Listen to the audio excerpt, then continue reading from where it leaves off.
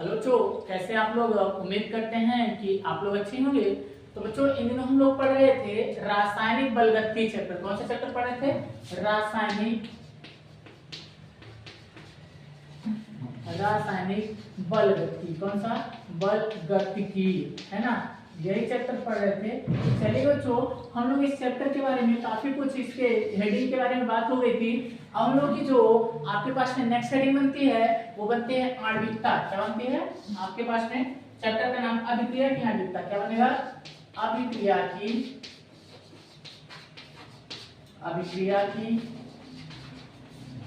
आणविकता। क्या बने बच्चों?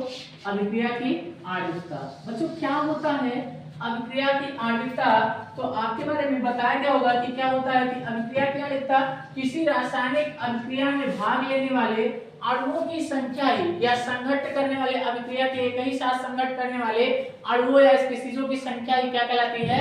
कि अभिक्रिया की आणविकता कहलाती है। अगर इसकी डिफिनीशन बनानी होगी तो हम क्या लिखेंगे? लेकिन प्राथमिक अभिक्रिया में भाग लेने वाले, क्या लिखेंगे? प्राथमिक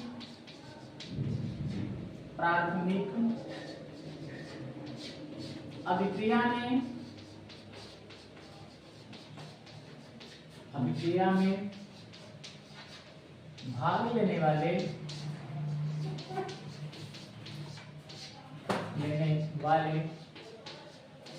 स्पीशीज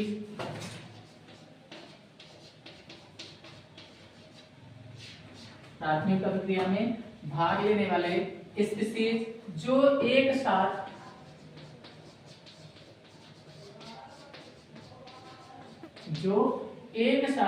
क्या करते हैं? एक साथ संघट्ट के फलस्वरूप, संघट्ट के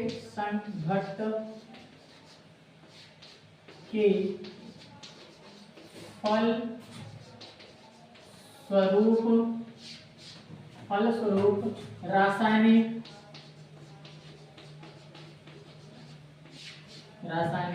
अभिक्रिया में क्या करते हैं? अभिक्रिया करते हैं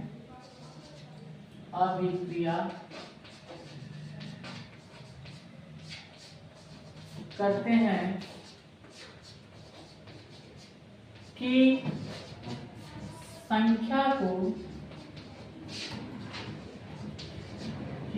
संख्या को हम अभिक्रिया की आणविकता कहते हैं। अभिक्रिया की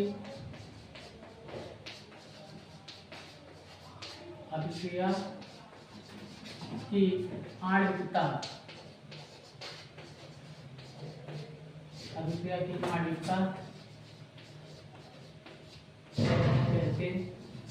आप सूत्र में क्या कर रहे हैं कि प्राथमिक अभिक्रिया में भाग लेने वाले स्पीशीज जो एक साथ संघट्ट के फलस्वरूप रासायनिक अभिक्रिया करते हैं की संख्या को हम अभिक्रिया की आणविकता कहते हैं। बात को समझ पा रहे ना? ये आपके पास में अभिक्रिया की आणविकता का क्या था आपके पास में? डिफिनेशन थी। चलिएगा, अभिक्रिया की आणविकता बच्चों क्या होती है? तो सबसे पहले नोट पॉइंट में एक चीज लिखेंगे। क्या लिखते हैं? थोड़ा सा देखिएगा। लिखेंगे कि अभिक्रिया की कोटि, इसको मिटा दे बच्चों, आप लोग उम्मीद करते हैं लिख ही लिए होंगे। तो चलिए देखते हैं, हम लोग थोड़ा सा नोट पॉइंट में हैशटैग करके लिखते हैं। क्या लिखते हैं?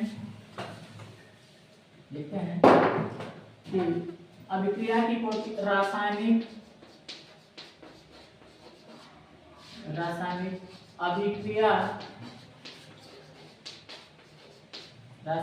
अभिक्रिया की कोटि एक, दो यानी प्राथमिक, द्वितीयक अथवा तृतीयक अथवा शून्य या भिन्नात्मक भी हो सकती है। क्या हो सकती है? भिन्नात्मक भी हो सकती है, परंतु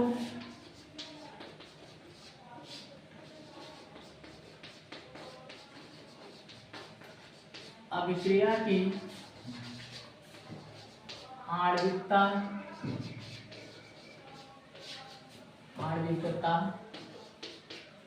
भिन्नात्मक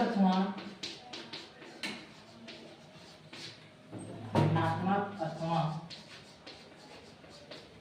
शून्य नहीं होती है, शून्य नहीं होती है। बात को समझ ना, क्या कह रहा है कि किसी रासायनिक अभिक्रिया की कोटि प्रथम, द्वितीय, तृतीयक अथवा शून्य या भिन्नात्मक भी हो सकती है, परंतु अभिक्रिया की आणविकता भिन्नात्मक अथवा शून्य नहीं होती है। बात को समझ पा रहे ना? तो ये था इसका नोट पॉइंट में क्या थी, थोड़ी सी इंट्रोडक्शन थे। चलिए बच्चों और लोग क्या करते हैं, नेक्स्ट नंबर रीडिंग बनाते हैं और देखते हैं कि आपके पास में नेक्स्ट नंबर रीडिंग क्या है, समाकलित वेग समीकरण। क्या है आपके पास में बच्चों, समाकलित वेग समीकरण। आइए चर्चा करते हैं हम लोग समाकलित वेग समीकरण क्या होता है। समाकलित वेग समीकरण, इस पे हम लोग क्या करते हैं, चर्चा करते हैं। आइए हेडिंग बनाते हैं समाकलित वेग समीकरण। चलिएगा देखते हैं बच्चों, समाकलित वेग समीकरण कुछ खास नहीं होता है। देखिएगा समाकलित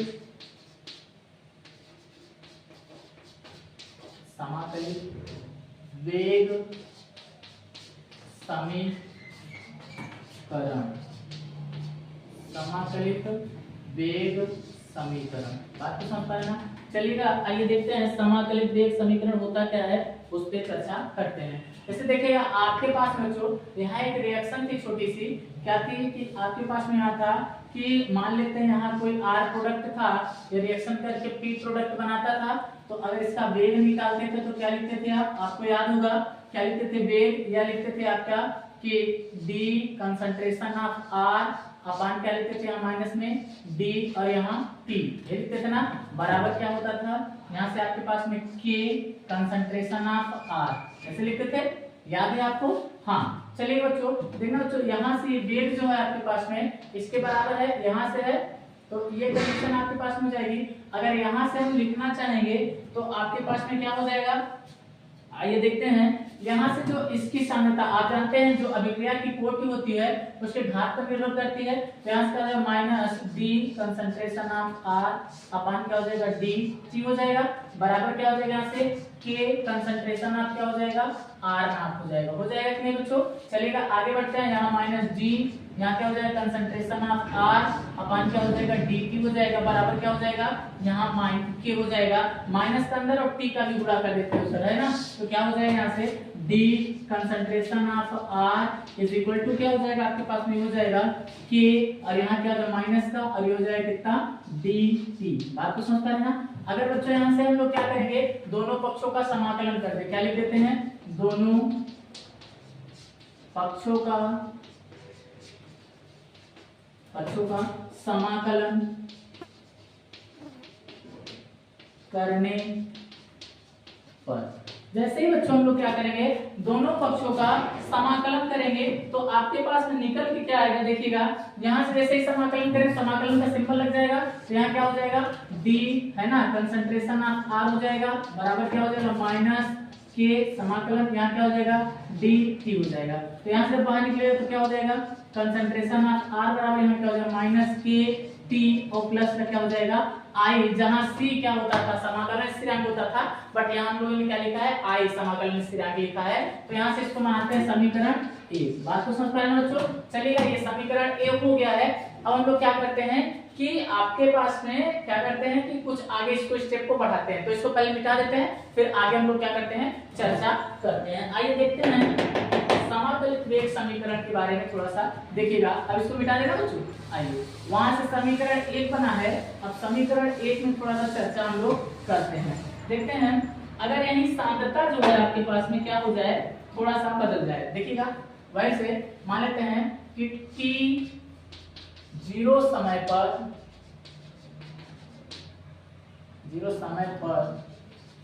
है ना, t 0 समय पर कंसंट्रेशन ऑफ R की सांद्रता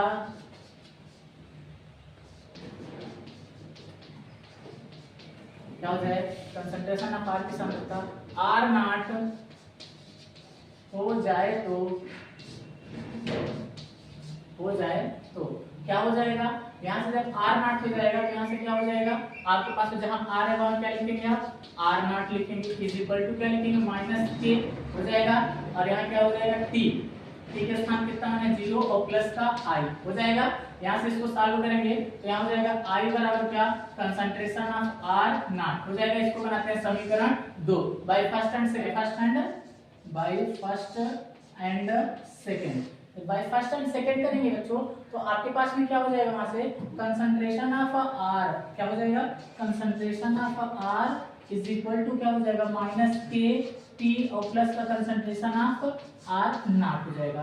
बात को समझ पा रहे ना। अगर बच्चों यहाँ से दिखेगा इसको इधर लाएंगे और इसको क्या करेंगे, उधर ले जाएंगे, तो यहाँ से आपके पास में क्या बन जाएगा, ये बन जाएगा आपके पास में दिखेगा, यहाँ हो जाएगा कंसंट्रेशन ऑफ क्या, सॉरी के टी क्या बन जाएगा, प्लस का के टी इज इक्वल टू क्या बनेगा, इसको इधर लो उसको इधर, तो कंसंट्रेशन ऑफ आर नॉट और माइनस क्या हो जाएगा, कंसंट्रेशन ऑफ आर। और देखो ये टी क्या हो जाएगा, भाग में चला जाएगा, के बराबर क्या हो जाएगा, concentration of R naught minus क्या, कंसंट्रेशन ऑफ आर अपान क्या हो जाएगा, टी हो जाएगा। तो बात समझ पा रहे ना, ये क्या है, समाकलित वेग समीकरण के लिए स्थिरांक ज्ञात करने के लिए सूत्र। बात को समझ पाए ना। चलिए बच्चों ये किसके लिए था बच्चों, तो ये शून्य कोट के लिए था, किसके लिए, शून्य कोट के लिए। अब हम लोग पढ़ेंगे क्या, प्रथम कोट के लिए समाकलित वेग समीकरण। बात को समझ पाए ना। चलिए इसको मिटाते हैं, फिर हम लोग क्या करते हैं, आगे बढ़ते हैं, ठीक है ना। चलिए बच्चों इसको हम लोग क्या करते हैं, साफ करते हैं। तो ये शून्य कोट के लिए था। अब हम लोग हेडिंग बनाएंगे प्रथम कोट की अभिक्रिया के लिए समाकलित वेग समीकरण। आइए देखते हैं, हेडिंग बनाएंगे प्रथम कोट की अभिक्रिया के लिए समाकलित वेग समीकरण। चलिए देखते हैं, चर्चा करते हैं लोग, है ना। हेडिंग क्या रहेगी, प्रथम कोट की अभिक्रिया के लिए समाकलित वेग समीकरण। चलिए ठीक है, प्रथम कोट की अभिक्रिया के लिए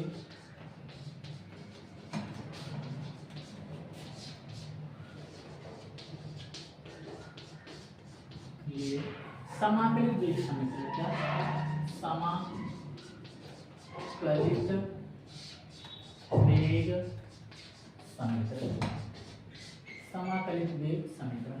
चलिए बच्चों देखते हैं हम लोग, हमारे पास क्या होगा, कोई रिएक्शन है आर है, यहाँ से क्या बना रहा है, पी बना रहा है, तो क्या आपके पास में हो जाएगा, वेग बराबर क्या हो जाता है, आप जानते हैं सूत्र क्या जानते हैं, वेग बराबर लिख सकते हैं माइनस डी आर अपन क्या हो जाएगा, डी टी बराबर क्या हो जाएगा, यहाँ से हो जाएगा के, है ना, कंसंट्रेशन ऑफ क्या आर। यहाँ देखना बच्चों इसकी घात कितनी होगी, एक क्यों होगी, क्योंकि ये प्रथम कोट की अभिक्रिया है। चलिए बच्चों इसका गुणा करते हैं यहाँ टी के पास में, तो क्या हो जाएगा, वेग बराबर आपके पास में हो जाएगा, यहाँ क्या हो जाएगा माइनस डी आर, है ना, D R is equal to क्या हो जाएगा, यहाँ से हो जाएगा के, ऐसे के कंसंट्रेशन ऑफ आर इनटू में क्या हो जाएगा, ये हो जाएगा डी टी। बात को समझ पा रहे ना। चलिए तो इसका क्या करते हैं, दोनों पक्षों का पहले माइनस का गुणा कर देते हैं, तो क्या हो जाएगा डी आर बराबर क्या बचेगा, यहाँ से के, यहाँ बचेगा कंसंट्रेशन ऑफ आर और इनटू बचेगा डी टी। बात को समझ पा रहे ना। चलिए बच्चों हम लोग क्या करते हैं, दोनों पक्षों का क्या कर देते हैं, इसका समाकलन कर देते हैं। क्या कर देते हैं, दोनों पक्षों का समाकलन कर देते हैं, तो देखते हैं इसका क्या समझ में आता है। अच्छा देखना है बच्चों, एक चीज और आपके पास में, यहाँ से क्या हो जाएगा, हाँ चलिए पहले इसको मिटाते हैं, फिर दोनों पक्षों का हम लोग क्या निकाल लेते हैं, समाकलन निकाल लेते हैं, ठीक है ना। आइए देखते हैं,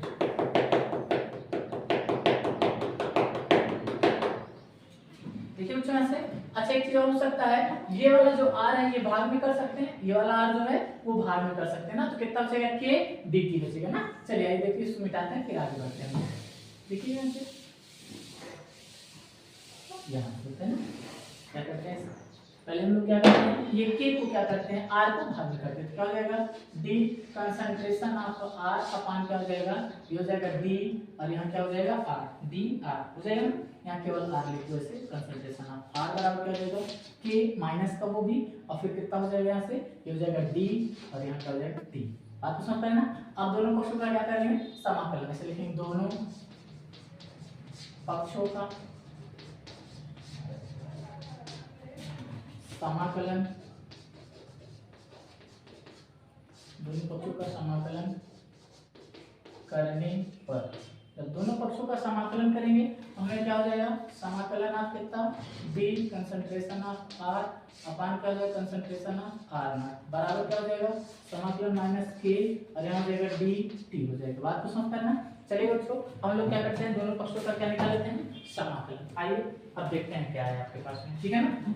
जैसे ही हम लोग दोनों पक्षों का समाकलन करेंगे तो देखिए क्या हो जाएगा, यहाँ से ये हो जाएगा आपके पास में, ये 1 देखिए डी आपके 1/r है ना यहाँ से, तो ये 1/r का सम क्या हो जाएगा, कंसंट्रेशन ऑफ ln कितना हो जाएगा, यहाँ कंसंट्रेशन ऑफ ln r होता है, क्या कंसंट्रेशन ऑफ r बराबर क्या हो जाएगा, वो सेम कंडीशन माइनस k और यहाँ t और प्लस का क्या हो जाएगा i।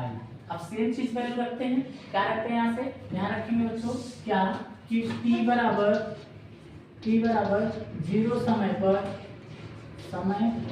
t बराबर 0 समय पर कंसंट्रेशन ऑफ r की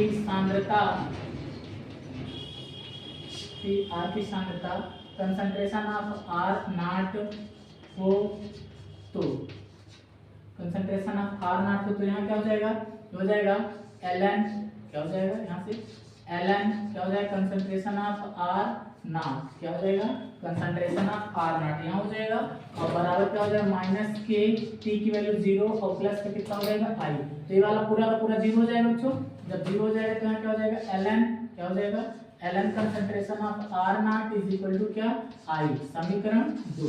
इसको समीकरण 1 बनाएंगे नहीं, इसको समीकरण 1 है ना, बाय फर्स्ट एंड सेकंड करेंगे बच्चों, क्या करेंगे बाय फर्स्ट एंड सेकंड, जब करेंगे तो यहाँ वैल्यू क्या आ जाएगी, उसके बारे में हम लोग क्या करते हैं चर्चा करते हैं। आइए देखते हैं समीकरण 1 तथा समीकरण 2 से ना चलेगा, इसको मिटा देते हैं। आइए इसको समीकरण 1 को बचा के रखेंगे और समीकरण 2 को रखेंगे, बाकी सबको क्या कर देंगे मिटा देंगे, ठीक है ना, आप स्क्रीनशॉट वगैरह ले लिए होंगे। आइए देखते हैं, जब यहाँ से हो जाएगा तो बाय फर्स्ट एंड सेकंड क्या लगाएंगे, बाय फर्स्ट एंड सेकंड, जब बाय फर्स्ट एंड सेकंड लगाएंगे तो यहाँ ln r है, क्या है ln क्या कंसंट्रेशन ऑफ r था, बराबर क्या था माइनस के टी था, माइनस के और यहाँ क्या था t था, और फिर क्या है प्लस का, यहाँ i के स्थान पे क्या हो जाएगा ln क्या हो जाएगा, यहाँ कंसंट्रेशन ऑफ क्या हो जाएगा r नॉट हो जाएगा। बात को समझ पा रहे ना, अब देखो बच्चों इस चीज को इधर लाओ, इस चीज को उधर लेके चले जाओ, तो क्या हो जाएगा kt इज इक्वल टू क्या हो जाएगा, यहाँ से ये हो जाएगा ln कंसंट्रेशन ऑफ कितना हो जाएगा r not minus concentration of ln क्या कंसंट्रेशन ऑफ r हो जाएगा कि नहीं होगा बच्चों।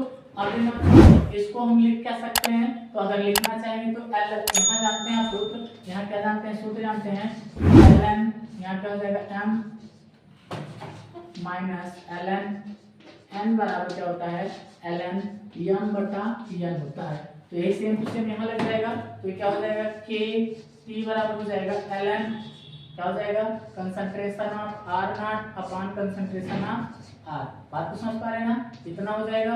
अब देखना बच्चों हम लोग क्या करते हैं, इस चीज को यही रखते हैं और ln की वैल्यू को रख देते हैं, क्या हो जाएगा, तो ln की वैल्यू को हम लोग क्या करते हैं 10 के आधार प्राकृतिक लघुगणक में बदलते हैं, है ना।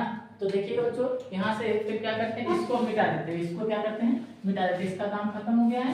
तो जब इसको मिटाएंगे तो देखना बच्चों यहाँ जानते हैं हम कि ln बराबर क्या होता है, ln बराबर 2.303 और क्या होता है log का क्या होता है यहाँ 10 होता है ना, तो जहाँ इतना है उतना रख देंगे तो कितना हो जाएगा k t बराबर क्या हो जाएगा आपके पास में, यहाँ हो जाएगा क्या आपके पास में log क्या हो जाएगा, log हो जाएगा सॉरी 2.303 फिर log होगा कितना हो जाएगा concentration of r not upon concentration of कितना r, इतना हो जाएगा।